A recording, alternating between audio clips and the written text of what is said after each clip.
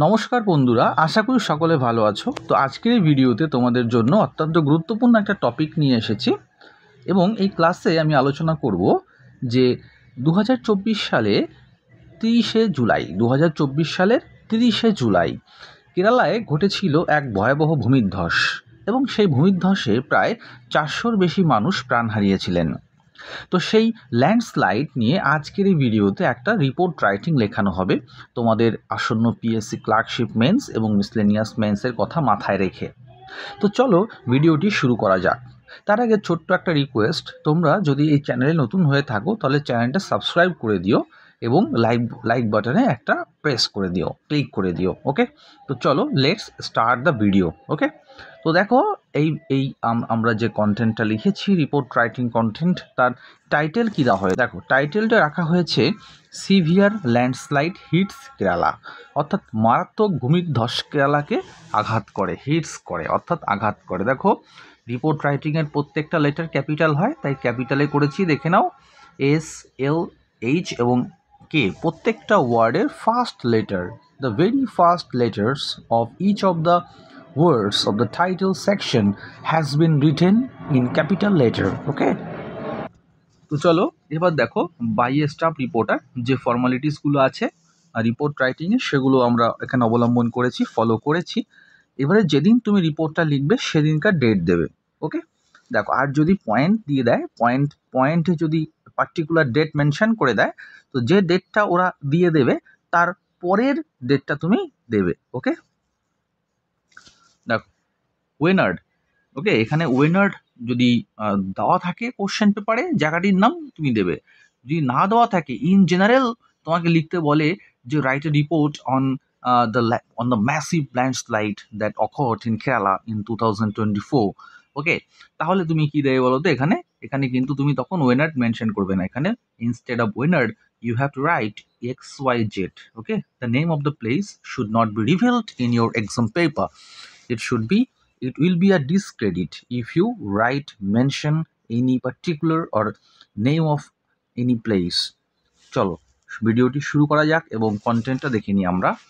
বলছে a massive landslide, মারাত্মক একটা ভূমিধ্বস, ঠিক আছে, ল্যান্ডস্লাইড মানে ভূমিধ্বস, স্ট্রাক আঘাত করেছিল সাম ডিস্ট্রিক্টস অফ কেরালা, কেরালার কিছু জেলাকে আঘাত করেছিল সিভিয়ারলি, মারাত্মকভাবে, ক্লেইমিং heavy damage to life and property, অর্থাৎ মারাত্মক ক্ষয়ক্ষতি সাধন করেছে জীবন এবং সম্পত্তির ওপরে in the early hours of July 30, 2024 সালের।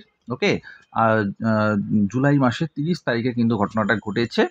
এবার যেহেতু তুমি এই রিপোর্ট রাইটিংটা 2025 সালে এসে লিখছো, যার জন্য এই জুলাই 30-র পরে তুমি এক কাজ করো, সালটা মেনশন করে দিও, যেহেতু সালটা দুরকম হয়ে যাচ্ছে, এখানে 2024 লিখে দিও। Okay, as per the primary report, প্রাথমিক তথ্য অনুসারে অ্যাটলিস্ট 392 পিপল, যদি এটা 400-এর ওপরে চলে গিয়েছিল, ডেথ টোল 400-এর ওপরে চলে গিয়েছিল, ঠিক আছে। তবে পয়েন্টে যেরকম থাকবে তথ্য, সেই তথ্যটাই তুমি কিন্তু কন্টেন্টে দেবে, ঠিক আছে। বুঝতে পেরেছো আশা করি। তো আমি এখানে কিন্তু 392 দিয়েছি, তোমরা যদি কেউ মনে করো তাহলে 400 দিতে পারো, কারণ অ্যাকচুয়াল কিন্তু 400-এর ওপরে চলে গিয়েছিল ডেথ টোলটা। এবারে বিষয়বস্তু হচ্ছে পয়েন্টে যেটা থাকবে, যে ইনফরমেশনটা, ডেটাটা, সেটাই তুমি ইউজ করবে।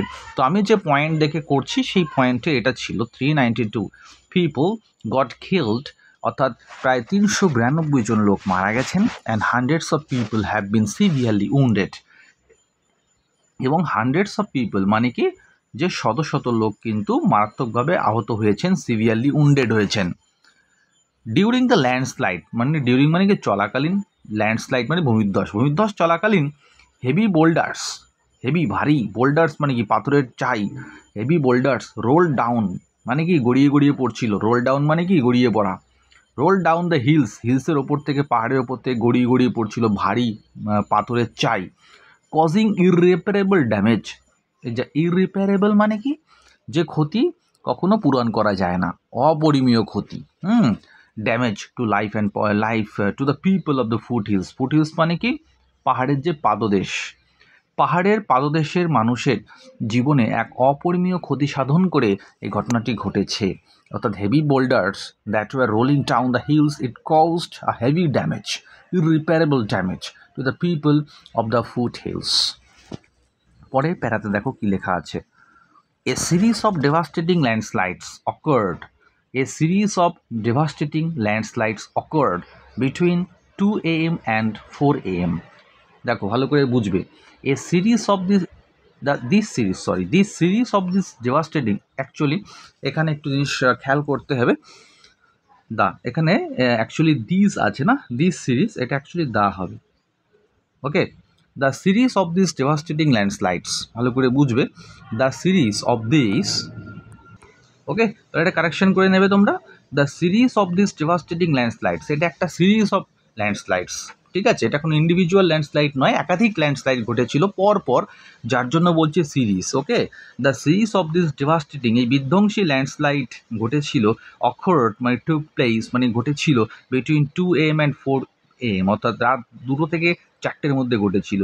অ্যান্ড প্রাইমারিলি প্রাথমিকভাবে অ্যাফেক্টেড, ক্ষয়ক্ষতি করেছে the regions of the Mundakkai, Chooralmala, Attamala and Noolpuzha, ঠিক আছে? এই যে জায়গাগুলির নাম বললাম, সেই জায়গাগুলোতে মূলত অ্যাফেক্টেড হয়েছে, এই জায়গাগুলি মূলত অ্যাফেক্টেড হয়েছে by this devastating landslide that occurred in Kerala in 2024 30 July. The tea plantation workers, তো সেখানে পাহাড়ি এলাকা, তো সেখানে প্রচুর পরিমাণে টি প্ল্যান্টেশন ওয়ার্কার্স, চা বাগানের শ্রমিক রয়েছে। And okay, the tea plantation workers and their families, অর্থাৎ চা বাগানের যে শ্রমিক এবং তাদের পরিবারেরা, ওয়ার ওয়ার্স্ট অ্যাফেক্টেড, ঠিক আছে? মানে তারা ছিল সব থেকে বাজেভাবে ক্ষতিগ্রস্ত হয়েছিল in that tragic natural calamity, এই যে হৃদয় বিদারক প্রাকৃতিক বিপর্যয়। ন্যাচারাল ক্যালামিটি মানে প্রাকৃতিক বিপর্যয়, ট্রাজিক মানে হচ্ছে হৃদয় বিদারক প্রাকৃতিক দুর্যোগে কিন্তু অনেক চা বাগানের শ্রমিক এবং তার পরিবারেরা কিন্তু ক্ষতিগ্রস্ত হয়েছিলেন। তারপরে দেখো, the region around the landslide hit areas features a large number of tea estates owned by the private farms. The region around the landslide hit areas, অর্থাৎ ল্যান্ডস্লাইড হিট মানে এই ল্যান্ডস্লাইড দ্বারা হিট হয়েছে এই এরিয়ার আশেপাশের এলাকায় কিন্তু প্রচুর পরিমাণে large scale number of T estates, চা বাগান রয়েছে, ঠিক আছে? Large number of T estates মানে কি, প্রচুর পরিমাণে টি এস্টেটস মানে চা বাগান রয়েছে। ওকে, ওন্ড বাই প্রাইভেট ফার্মস, যেগুলো কিনা প্রাইভেট ফার্মসদের দ্বারা আর কি, প্রাইভেট ফার্মস দ্বারা অধিকৃত আর কি, অধিগৃহীত, ঠিক আছে? ভালো কথা।